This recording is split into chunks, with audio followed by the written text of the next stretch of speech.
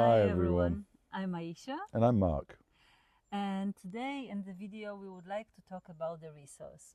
What it means to be resourced, what it means, what is a resource actually? Yeah.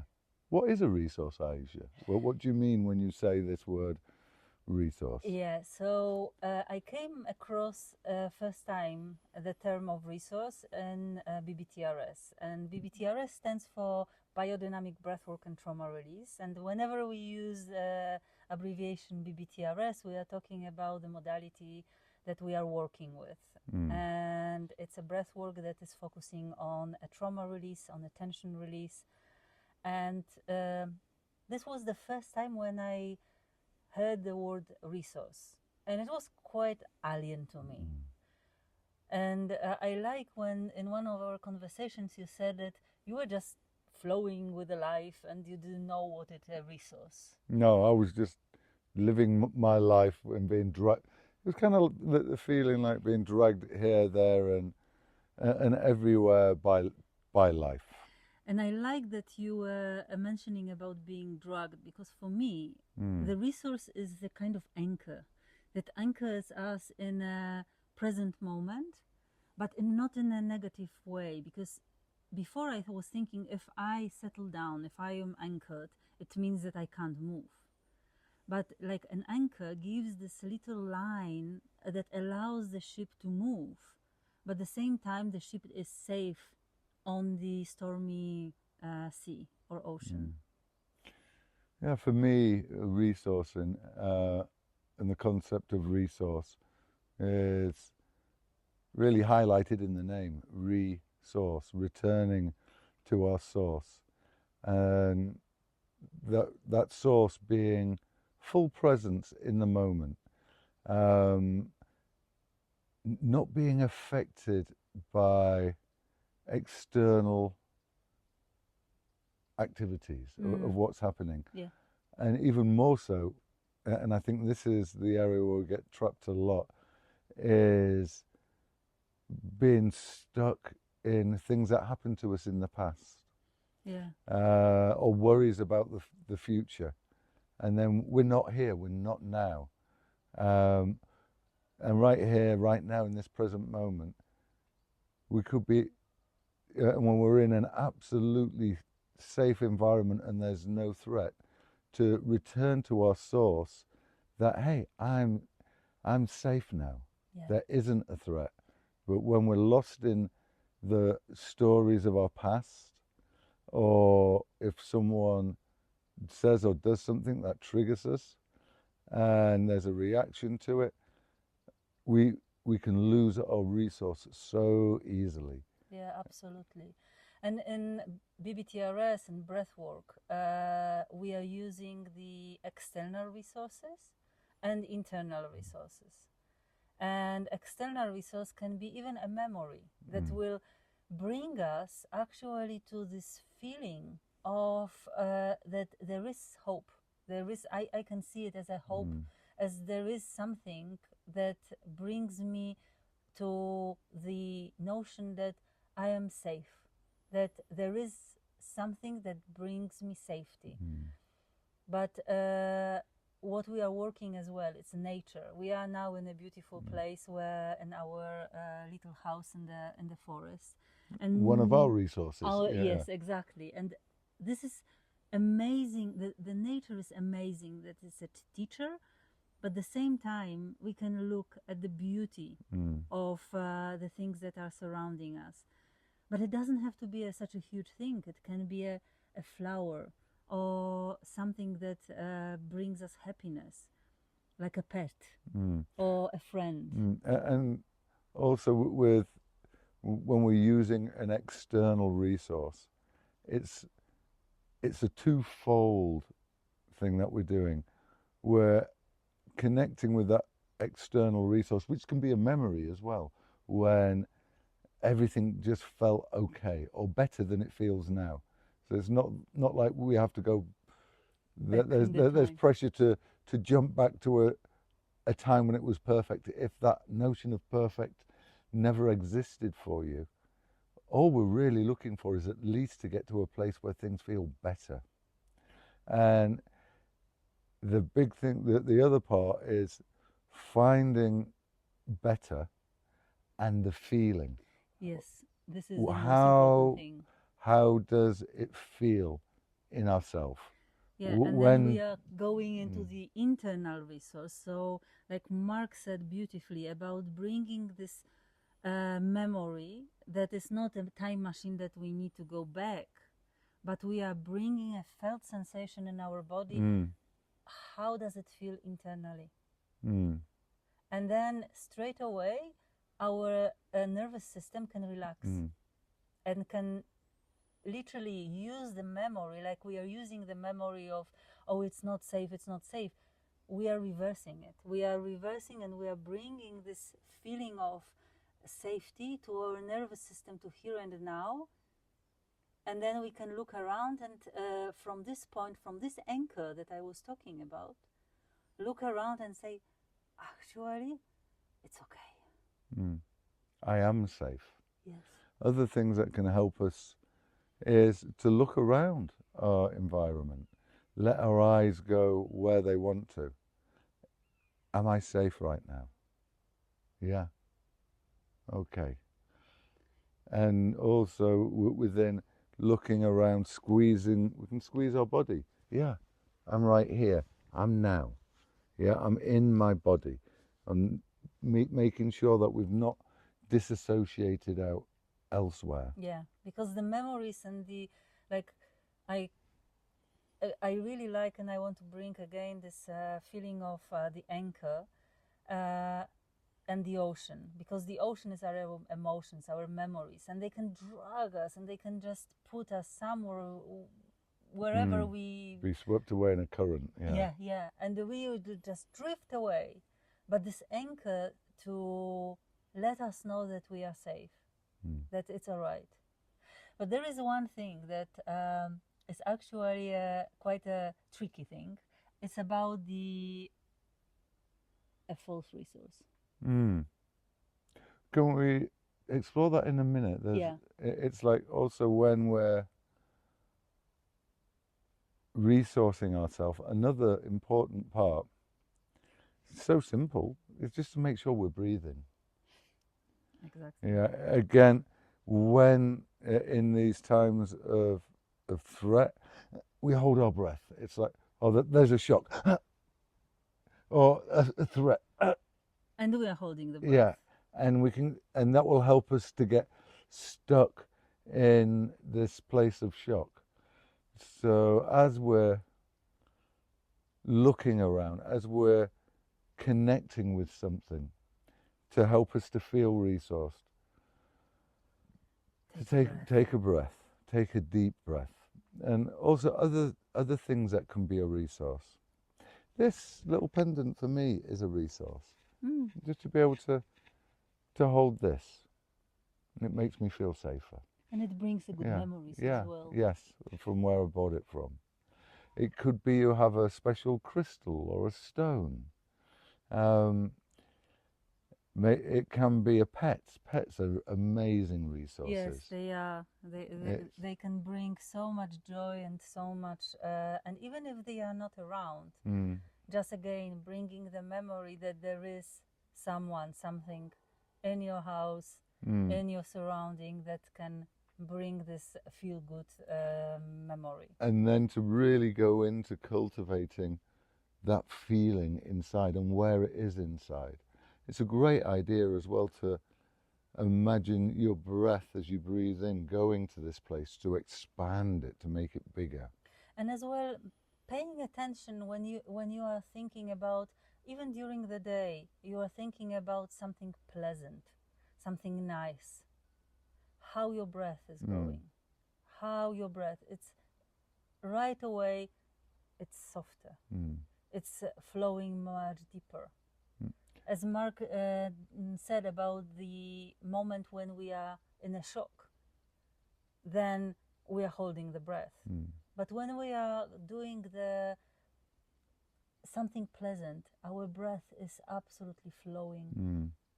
So what one real encouragement is, when you're going throughout your day, what are is to ask yourself the question, what are the things that make me feel resourced? Or maybe you notice an activity, or you're doing something and, oh yeah, this helps me to feel resourced. Yeah. And start looking for those resources and cultivating this place within you. I like to think as well that to make a kind of ritual every morning, thinking about, okay, what brings me joy today? What brought me joy the other day?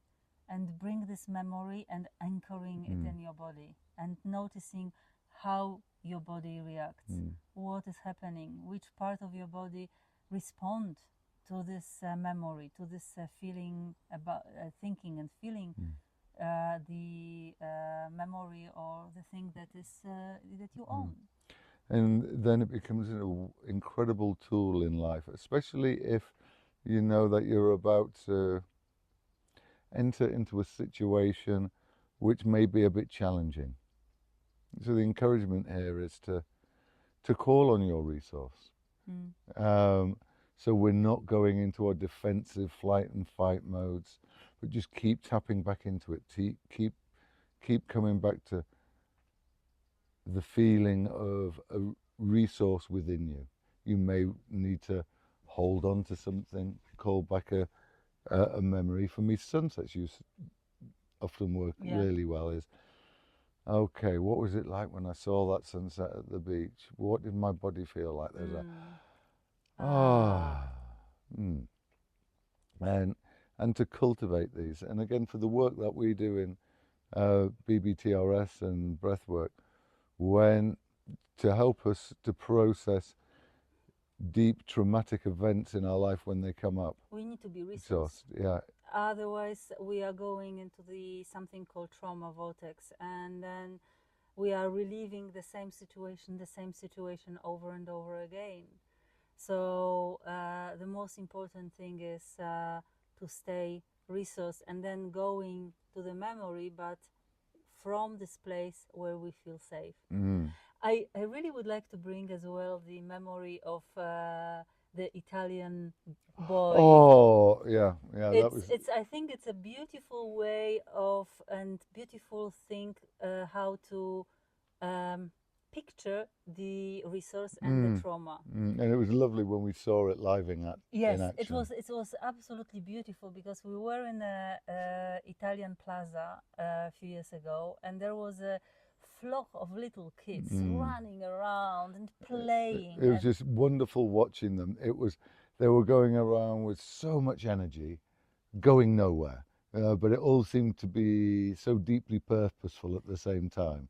It was just like this childlike energy, a flock of it just moving around and running around and chasing each other, until a little boy fell over. Yeah, it was the one little boy. I think he was He looked the youngest, the youngest, and he just fell over, and he started to cry. Straight away, he ran over to his mom. The mom just hugged him, kissed his knee, said it's all right, something in Italian we didn't understand, but it looked like she was calming him down. Maybe spent a minute and a half with him. Even not, it Even was like not that, yeah. few moments with the mom, and he was absolutely fine. And he just go back. He just went back to his friends and started to run around again. Until he fell over again later on, back to his mum. She resourced him, let him know that, hey, everything's okay. It's okay to be out there playing. It's just a little bang on your knee. You will be fine. You will be safe. You are safe. Opposed to if she'd gone, oh my God, this playing is dangerous, I'm going to drag you away, then that would have become more of a traumatic event, and he may have had problems being social later in life. But we don't know. In this moment, I really would like to focus on this beautiful way of like pendulation and going into the resource and coming back to playing with kids, and then coming back and the resource with the mom, going back to the outside world. So it was beautiful. Yeah, and with that, I think it's a beautiful example of the parent being there. And I think this is one of the important things, and kind of comes from my study of IFS, of becoming our own primary caregiver. Yeah, as adults, uh, we can't go running off looking for a parent. We have to, part of being resourced is also part of becoming our own primary caregiver. No one else is going to do that for us. And finding ourselves this kind of resource. Of course, the other people can support us, and they can be our secondary caregivers. They can be our resource for a moment.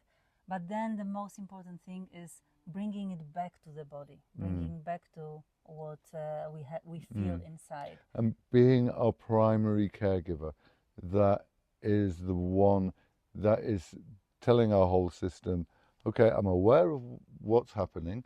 I need to make sure that I'm feeling safe, and taking charge and ownership of ourselves in that way, rather than, like for me before, it was just being swept along by life, being dragged this way and that way, and kind of like a rag doll in life, and not being my own primary caregiver, and a part of me being stuck looking for that caregiver externally, opposed to really falling, is that the right word for it? Really opening up to be my own primary caregiver, the main one that I call on when things may be feeling stressed, and taking that responsibility to find what resources me. So maybe we have a few more minutes, and we could just tap into something called false resource. And this is something that we've kind of come up with ourselves, we isn't it? came out with ourselves that the false resource can be something that is bringing us a feeling of the being resourced, but at the same time it's not serving us. It's an old survival mechanism, yes, isn't it? It's a survival mechanism. It can be, for example, overeating. It can be drinking too much. It can be behavior that is not serving us, and we feel a moment of relief. But then, for me personally, looking back on my history where I was over drinking, afterwards there was a feeling of guilt and shame. So the real resource is not giving us this feeling of guilty or shameful. It's more about, okay, every time I go back to this, it's like, this is nice. But then when we feel that, like, we are tapping to this, like a guilty pleasures, I don't like this word guilty pleasures, but this pleasure that is like, oh, actually I don't feel afterwards really good. And it's not just addictive things like overeating or drinking alcohol, which are trying, in one way or another, we're trying to stop ourselves from feeling our body. It can also be stuff like overworking. Yes. Working too much, keeping ourselves constantly busy. And we can spend the majority of our lifetime in a false resource place. It's a place, and typically it's helped us to survive at one point in our life, and it's, oh shit, it worked then. I'm not going to let go of this. And then when we do start to try and let go and come back to a resource place, it can feel threatening because it's alien. We haven't been there before. For me, it was coffee. I mean, I still have a pleasure of having coffee from time to time, but for majority of my life, I was drinking enormous amount of coffee. That was bringing this energy of feel good, but then I was collapsing because I was overdoing. I didn't feel what is right for me in this moment and where to stop. It was like you were getting the energy from an external stimulant rather than what from was the inside. what was naturally available to you through your body. Yeah. And it's a way to it's a way to stop listening to our body. And it's not that coffee or alcohol is bad. No. It's just how we use it. Is it our resource, false resource, that is bringing us to the calmer state, or a state that is kind of bringing us into like better state in our mind? Yeah. But actually, when we tap into our felt sensation, that what we feel is not doing anything good. And I think the main what we can differ in between false resource and resource is how it makes you feel in the body. And that's our work is all about coming back to the body and feeling what is there. And for some people it might be challenging, and I understand it was my experience as well, because feeling it was dangerous. But as Giten Tonkov, who is the founder of the BBTRS, he wrote the book called Feel to Heal. Yeah. And wow, there's so much truth just in that title. Yeah.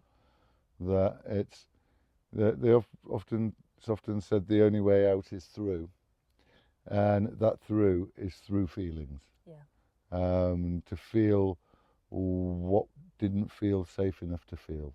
But I think it will be our next chat about the feeling and healing. Yeah.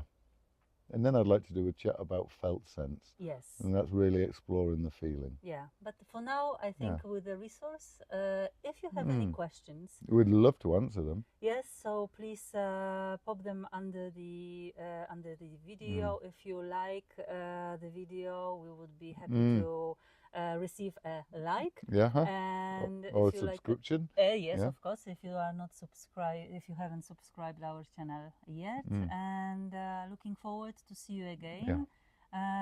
Yes, please do. Please follow us and ask the questions. We love the questions. We love interacting with people. And it's this subject itself. We've just skimmed the surface of it. Yeah. And ultimately, what is our resource? It's something that's unique to each and every one of us as an individual. It's not as if, all right, here's a resource, take this and off you go. No, it's about cultivating our own. Yeah. Okay, goodbye for now. Thank you so much. Bye-bye. Thank you.